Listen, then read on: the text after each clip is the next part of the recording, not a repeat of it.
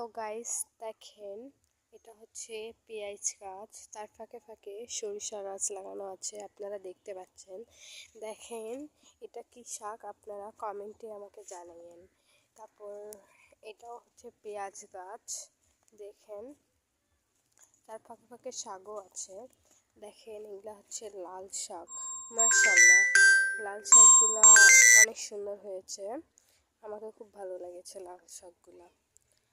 দেখেন আরও এদিকে এগুলো রসুন গাছ, যেগুলো সরিষা গাছ ফাঁকা ফাঁকা লাগানো হয়েছে। আর এটাও কি শাক, আপনারা যারা জানেন, যারা খান, তারা আমাকে অবশ্যই কমেন্টে জানাবেন। হ্যাঁ এটাও কি শাক, আচ্ছা আমি বলে দিই, এটা হচ্ছে পালং শাক। আর দেখেন কি সুন্দর হচ্ছে সরিষা বাড়ি, ওয়াও, আমাকে খুব ভালো লাগে সরিষা। আপনাদের কাছে কেমন লাগে দেখেন, কত বড় সরিষা ক্ষেত দেখছেন। আপনারা ভাবছেন এটা মানুষের, কিন্তু না, এটা হচ্ছে আমাদের নিজের জমি। দেখছেন কত বড় জমি, এটা গোটাটাই হচ্ছে আমাদের। দেখেন ওদিকে আরও আছে সরিষা গাছ, দেখতে পাচ্ছেন। চলেন আপনাদেরকে ওই দিকটা দেখিয়েছি, ওইদিকে আরও গাছ আছে।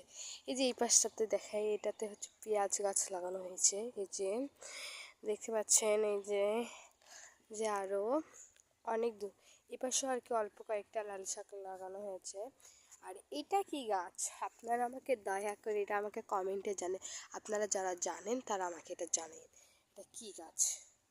তো সম্পূর্ণ গাছটাই আমি দেখিয়ে দিই, এটা কি গাছ আপনারা কমেন্টে জানাবেন। তারপরে এই যে এটা কি গাছ, এটাও আপনাকে জানাবেন আমাদেরকে। দেখেন অনেক জায়গায় এগুলা গাছ লাগানো হয়েছে, প্লিজ আপনারা আমাকে কমেন্টে এগুলো কী গাছ জানাবেন। আর এটা কি গাছ আপনারা দয়া করে, আপনারা হয়তো জানেন, আমাকে জানাইন। দেখেন কি সুন্দর গাছগুলা, আপনারা কমেন্টে আমাকে জানাবেন এটা কি গাছ দেখছেন। তার পাশেই দেখেন বেগুন গাছ লাগানো হয়েছে, বেগুন গাছগুলা আর কয়দিন পর আর কি, মানে বেগুন এখনও ছোট ছোট আছে, গাছগুলো এখন আবার বড় হবে। তারপর অনেক বড় আর কি জমি এটা।